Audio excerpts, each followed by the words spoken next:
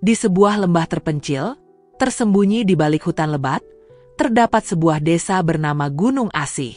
Desa ini dikelilingi oleh pegunungan tinggi dan sungai yang mengalir jernih. Konon, desa ini memiliki sejarah kelam yang tak banyak diketahui orang luar. Penduduk desa selalu menaati satu aturan sakral yang diwariskan turun-temurun. Tidak ada satupun yang boleh memasuki hutan di utara desa, apapun alasannya. Mereka percaya hutan itu dihuni oleh roh penjaga gunung yang melindungi desa dari bahaya. Namun, siapapun yang mengganggu mereka akan menghadapi kutukan yang mengerikan. Pada suatu malam yang dingin, seorang penjelajah bernama Raka tiba di desa tersebut. Ia adalah pria muda yang gemar menelusuri kisah-kisah misteri dan mitologi kuno. Raka mendengar cerita tentang desa ini dari seorang lelaki tua di kota. Orang tua itu memperingatkan Raka untuk tidak mendekati desa tersebut. Namun, rasa penasaran Raka lebih besar daripada ketakutannya. Ia ingin mencari tahu sendiri kebenaran tentang desa itu. Malam itu, Raka menginap di sebuah penginapan kecil di tengah desa. Suasana desa tampak normal, dengan penduduk yang ramah dan hangat menyambutnya. Ia bahkan sempat berbincang dengan kepala desa, seorang pria tua bernama Pak Wira. Namun, ada sesuatu yang terasa aneh dalam tatapan mata mereka. Seolah-olah mereka menyembunyikan sesuatu dari Raka. Tidak ada seorang pun yang mau bercerita tentang hutan di utara desa. Raka merasa semakin tertarik untuk mencari tahu lebih dalam. Keesokan paginya, Raka terbangun lebih awal dari biasanya. Saat ia keluar dari penginapan, udara terasa lebih dingin dari semalam. Namun, ada satu hal yang membuat bulu kuduknya berdiri. Desa itu kosong. Tidak ada satupun penduduk yang terlihat di jalanan. Rumah-rumah dibiarkan terbuka, seolah mereka pergi dengan tergesa-gesa. Perapian di beberapa rumah masih menyala, tetapi tidak ada orang di sana. Di beberapa meja makan, makanan masih terhidang dengan utuh. Raka mencoba memanggil seseorang, tetapi tidak ada jawaban. Ia melangkah ke tengah desa dengan hati berdebar. Tidak ada jejak perlawanan atau tanda-tanda kekacauan. Seolah-olah seluruh desa menghilang dalam semalam. Raka berjalan menuju rumah kepala desa, berharap menemukan seseorang di sana.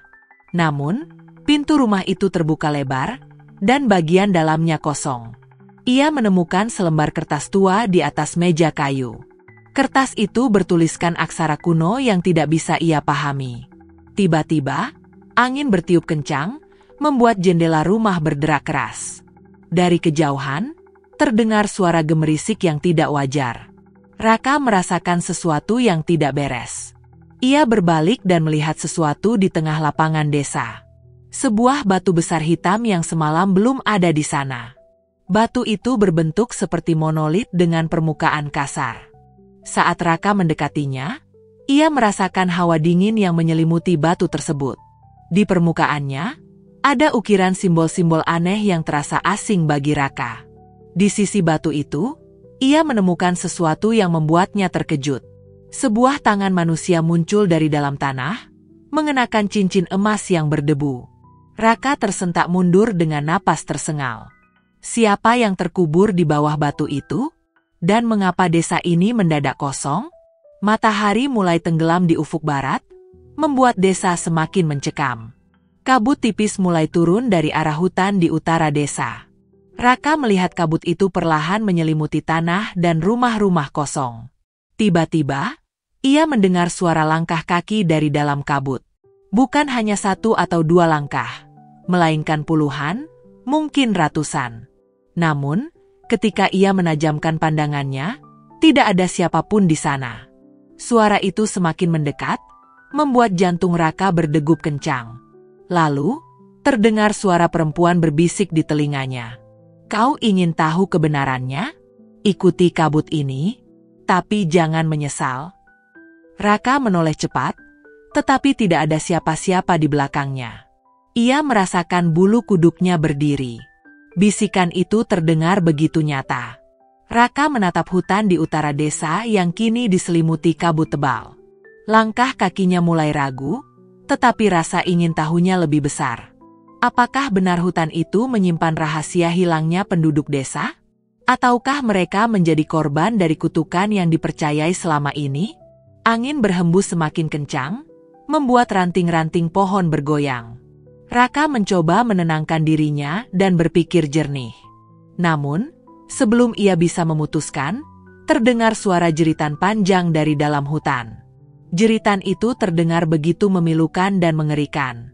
Raka tidak bisa lagi menahan rasa penasarannya. Ia menarik napas dalam-dalam dan melangkah menuju hutan. Semakin dekat ia ke arah kabut, semakin dingin udara di sekitarnya.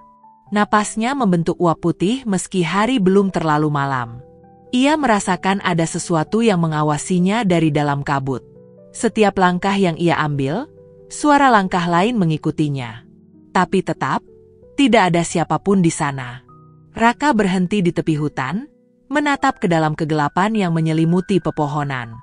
Lalu, dari dalam kabut, bayangan hitam mulai muncul perlahan.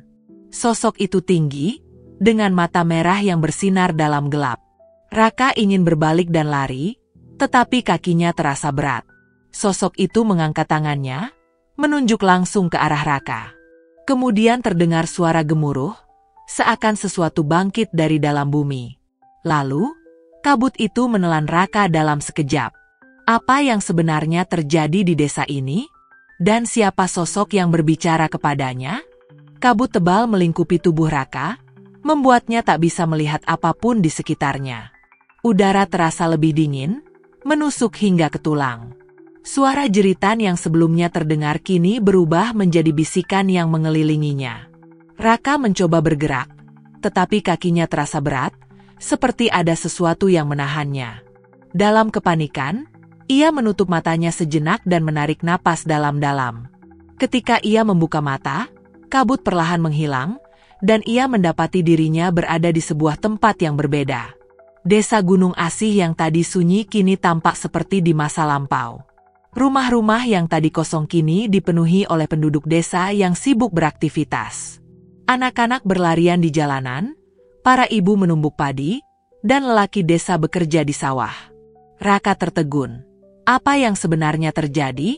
Apakah ia kembali ke masa lalu? Atau ini hanya ilusi? Namun, sebelum ia bisa berpikir lebih jauh, seseorang menepuk pundaknya dari belakang. Ia menoleh dan melihat seorang gadis muda berambut panjang dengan sorot mata tajam. Gadis itu mengenakan pakaian tradisional dan tampak seolah mengenali Raka.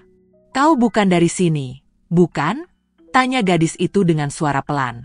Raka terkejut, tetapi ia mengangguk perlahan. Gadis itu tersenyum tipis, lalu berkata, "Aku sudah menunggumu." Raka merasa kebingungan, tetapi ia mengikuti gadis itu menuju sebuah rumah kecil di pinggiran desa. Gadis itu memperkenalkan dirinya sebagai Laras, putri kepala desa di zaman itu. Laras kemudian menceritakan kebenaran yang selama ini disembunyikan oleh penduduk desa. Bertahun-tahun lalu, ada seorang dukun sakti bernama Ki Jagat yang tinggal di desa ini. Ia memiliki kekuatan luar biasa dan dihormati oleh penduduk. Namun, keserakahan mulai menguasainya.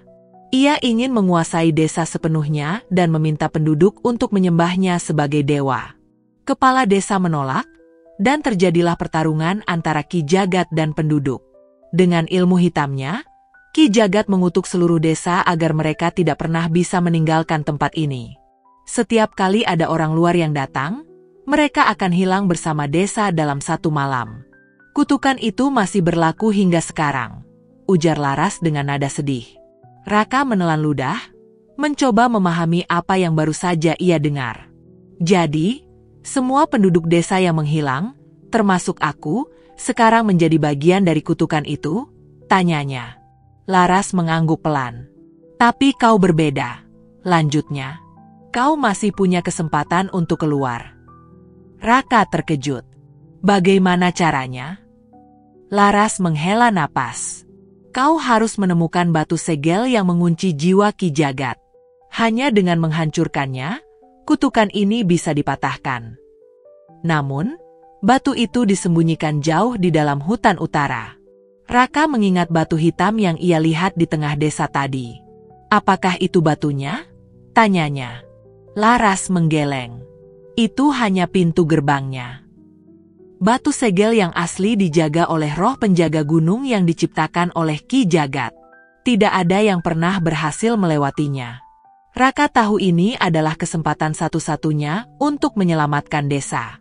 Kalau begitu, aku harus mencobanya, katanya mantap. Laras tersenyum kecil, tetapi di matanya terlihat jelas ada ketakutan. Kalau kau gagal, kau tidak akan bisa kembali ke dunia asalmu, bisiknya. Raka menatap Laras dengan penuh tekad. Aku tidak punya pilihan lain. Laras mengantar Raka sampai ke tepi hutan utara. Kabut mulai turun lagi, tetapi kali ini terasa lebih pekat dan berbahaya. Hati-hati. Jangan pernah menoleh ke belakang apapun yang terjadi, pesan Laras sebelum Raka melangkah masuk. Raka mengangguk dan mulai berjalan perlahan ke dalam hutan. Pepohonan besar menjulang tinggi, menutupi cahaya matahari. Suara-suara aneh terdengar dari balik semak-semak. Raka menggenggam sebuah pisau kecil yang diberikan Laras sebagai perlindungan. Langkahnya semakin dalam menuju jantung hutan. Setelah beberapa saat berjalan, ia melihat sebuah gerbang batu tua yang ditutupi oleh lumut. Di tengah gerbang itu, terdapat ukiran wajah yang tampak seperti Ki Jagat.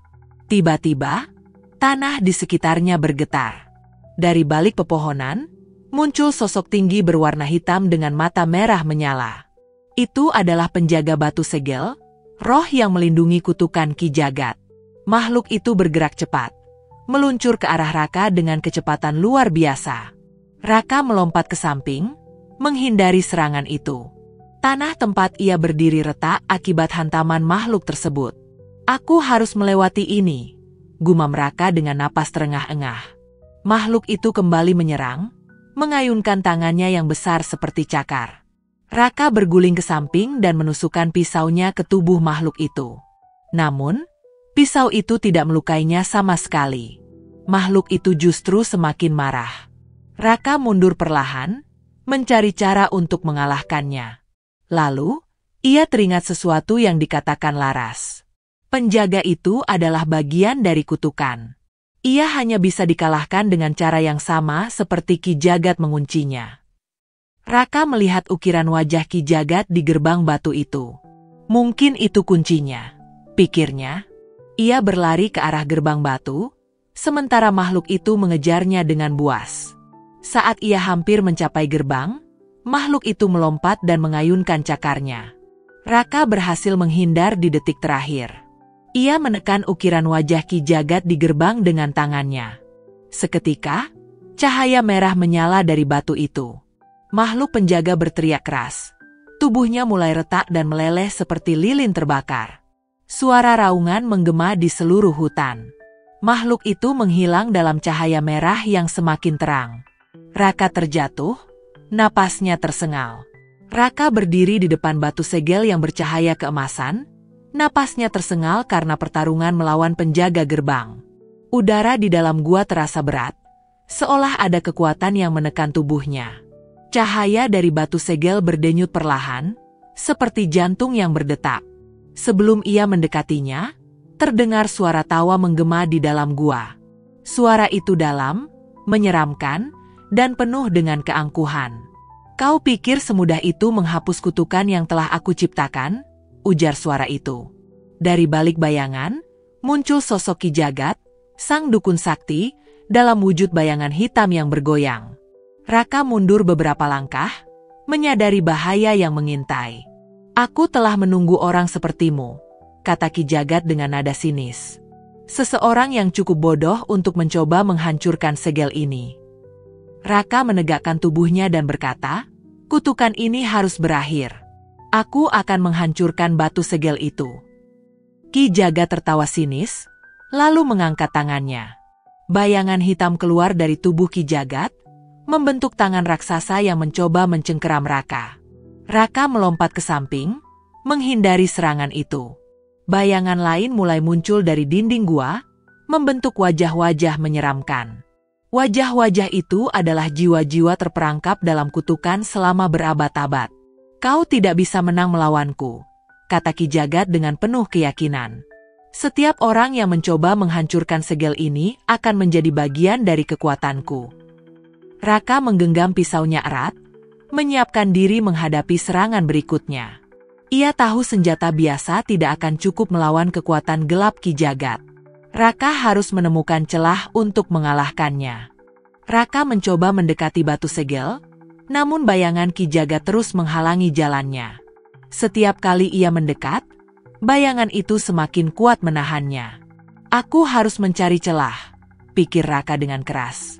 Ia mengingat kata-kata Laras bahwa kutukan hanya bisa dihancurkan dengan cara yang sama seperti saat dibuat. Artinya, ada sesuatu yang harus ia lakukan sebelum menghancurkan batu segel. Raka menoleh ke arah Ki Jagat, mencari titik lemah. Ia melihat bahwa bayangan Ki Jagat sedikit melemah setiap kali cahaya batu segel bersinar. Batu segel ternyata menjadi sumber kekuatan Ki Jagat. Raka pun memutuskan untuk memanfaatkan cahaya tersebut. Ia mengangkat tangannya ke arah batu segel, membiarkan cahayanya menyelimuti dirinya. Perlahan, tubuhnya terasa lebih ringan dan bayangannya mulai menyusut. Ki Jagat berteriak marah saat melihat kekuatannya terkikis. "Tidak! Hentikan!" teriak Ki Jagat. Namun, sudah terlambat. Raka kini sepenuhnya dikelilingi oleh cahaya batu segel. Raka membuka mata, menyaksikan Ki Jagat yang mulai mundur dengan ketakutan. "Kutukan ini berakhir di sini," teriak Raka sambil berlari ke arah batu segel. Dengan sekuat tenaga, ia mengayunkan pisaunya ke arah batu segel. Batu itu retak dan mengeluarkan cahaya yang sangat terang. Suara jeritan bergema di seluruh gua, mengisi udara dengan getaran kekuatan magis. Ki Jagat mulai memudar, tubuhnya tersedot ke dalam batu segel yang kini hancur. Cahaya semakin kuat, menghapus bayangan gelap dari seluruh gua. Saat Raka membuka mata kembali, ia mendapati dirinya berdiri di tengah desa yang telah berubah, bebas dari kutukan.